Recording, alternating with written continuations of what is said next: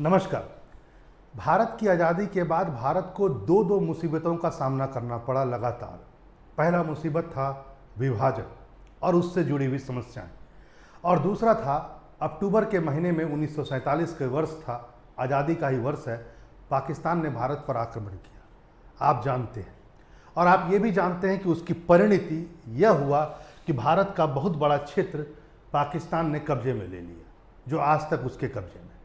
आज हम इन कहानियों को, इतिहास के इन पन्नों को दोबारा से खोलना नहीं चाहते। बात कुछ और, जिसे हमें जानने की ज़रूरत है। पाकिस्तान ने जो पीओके का पर कब्जा किया, यानी कि जो पाक अधिकृत कश्मीर जिसे हम कहते हैं, जो उसके पास में है, वह कोई छोटा मोटा एरिया नहीं है।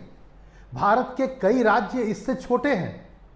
78,000 स्क्वायर किलोमीटर का एरिया है वह, जो उस पर पाकिस्तान ने अभी कब्जा कर रखा है।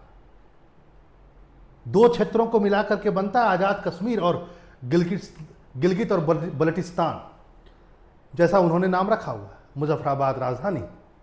लेकिन इस बात को जरा समझिए कि आखिर जम्मू एंड कश्मीर के 35% क्षेत्र को उसने जो कब्जे में लिया, ये बहुत बड़ी बात है। लगभग 45 लाख से ऊपर जनसंख्या का विस्थापन उधर हो गया। ये अपने आप में बहुत बड़ी बात। यहां पर प्रश्न कुछ और भी है, और आज आपको जानना चाहिए इस प्रश्न का उत्तर। आपको यह पता होना चाहिए कि पाकिस्तान ने जरूर इस क्षेत्र पर कब्जा कर लिया, लेकिन इसे कभी भी अपना कोई प्रांत नहीं बनाया। यदि यह प्रांत बनाता तो शायद 5वां या 6ठा प्रांत पाकिस्तान का बनता है, लेकिन पाकिस्तान ने इसे अपना कोई प्रांत नहीं बनाया, केवल एक प्रशासनिक इकाई बना करके रखा हुआ है।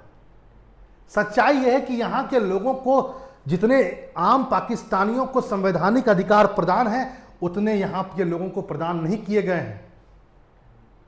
ये प्योर नहीं कहे जा सकते हैं पाकिस्तान के सिटीजन है। दोहरा मापदंड, दोजम दर्रे का यहां के नागरिकों को बनाकर रखा हुआ है पाकिस्तान में।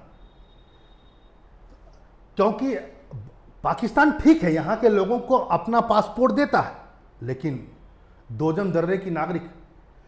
पाकिस्तान ने क्या किया, जरा इस बात को और समझिए, और इस रणनीति को समझना होगा आपको। आज पाकिस्तान ने जब इस क्षेत्र पर कब्जा किया, तो उसके बाद उसने यहां के लिए एक नया अपना, एक अपने से अलग एक झंडा, एक अपना पीएम और एक अपना प्रेसिडेंट बना करके धर दिया।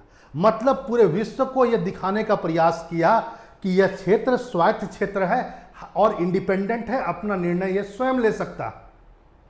लेकिन आपको भी पता है इस बात को, सच्चाई बिल्कुल अलग है।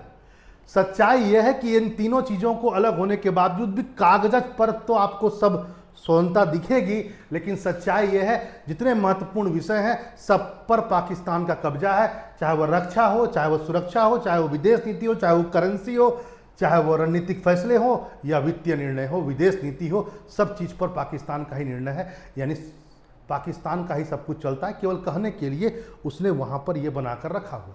तो प्रश्न उठता है कि आखिर इस क्षेत्र को कब्जा करने के बाद उसने यहाँ की वह स्थिति क्यों बनाई? क्यों एक स्वतंत्र फ्लैग, एक स्वतंत्र प्राइम मिनिस्टर, एक स्वतंत्र प्रेसिडेंट बनाया, इंडिपेंडेंट? इसके पीछे कारण है, पाकिस्तान पूरे कश्मीर को एक विवादित क्षेत्र बना करके रखना चाहता है पूरे विश्व में।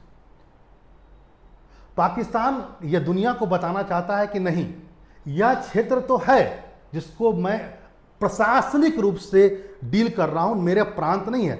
लेकिन सच्चाई यह है कि पूरा कश्मीर जो है एक विवादित क्षेत्र है, भारत उस पर जबरदस्ती कब्जा किया हुआ है, और हम चाहते हैं वो क्षेत्र वहां से स्वतंत्र हो। अभी वह दुनिया को यह नहीं बताना चाहता कि मेरे में मिले, चाहता है वहां की स्वतंत्र हो। भारत ने जबरदस्ती कब्जा कर रखा। मैं जम्मू एंड कश्मीर के लोगों की स्वतंत्रता चाहता हूं। यह मामला है, दुनिया को दिखाना कुछ और। यहां पर इस बात को भी आज आप जाने, वो यह है कि पाकिस्तान ने पीओके का एक बहुत बड़ा पार्ट, जो सासग्राम वैली का आसपास का एरिया है, लगभग 5,000 से ऊपर स्क्वायर किलोमीटर का एरिया दे दिया चाइना को भी गिफ्ट में।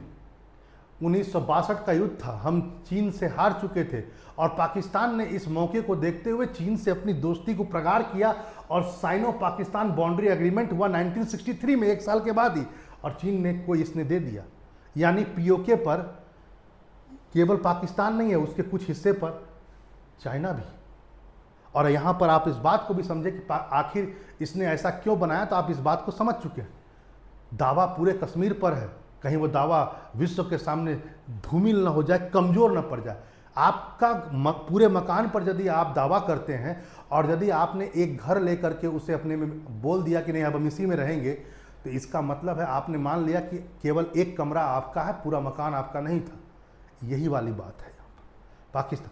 कुछ लोग यहाँ पर यह भी कहते हैं कि भारत ने भी तो 370 बना करके रखा हुआ था, वहाँ का एक ज़्यादा ऑटोनोमस स्वायत्तता दिया हुआ, कुछ अलग विधान भी थे, कुछ अलग स्वायत्तता थी, स्पेशल स्टेटस दिया हुआ था। सर इन दोनों में बहुत अंतर है। जम्मू एंड कश्मीर भारत का संवैधानिक अंग था, एक राज्य के रूप में था, 370 संविधान में था और संविधान के तहत जम्मू एंड कश्मीर को विशेष स्टेटस दिया गया था।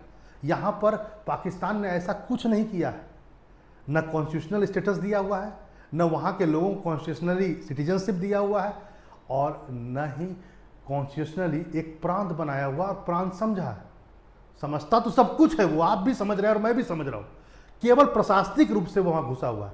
आपको पता है पीओके बहुत ज़्यादा न्यूज़ में है, वहां पर इलेक्शन होने वाले थे, लेकिन वहां पर पाकिस्तान की सरकार जो बर्बरता की हुई है वह इलेक्शन को रोकना चाहती है और अपने हिसाब से वहां पर अपना प्रेसिडेंट और प्राइम मिनिस्टर अपॉइंट करना चाहती है, जिसका शायद पीओके के लोग पूरा विरोध कर रहे हैं। पीओके के लोग भारत में मिलना चाहते हैं, जबकि पाकिस्तान जबरदस्ती उस क्षेत्र को अपने कब्जे में रखा। आपकी क्या राय है जरूर कमेंट बॉक्स में लिखिए। फिर मिलते हैं ऐसे इंफॉर्मेटिव वीडियो के साथ, बने रहिए। नमस्कार।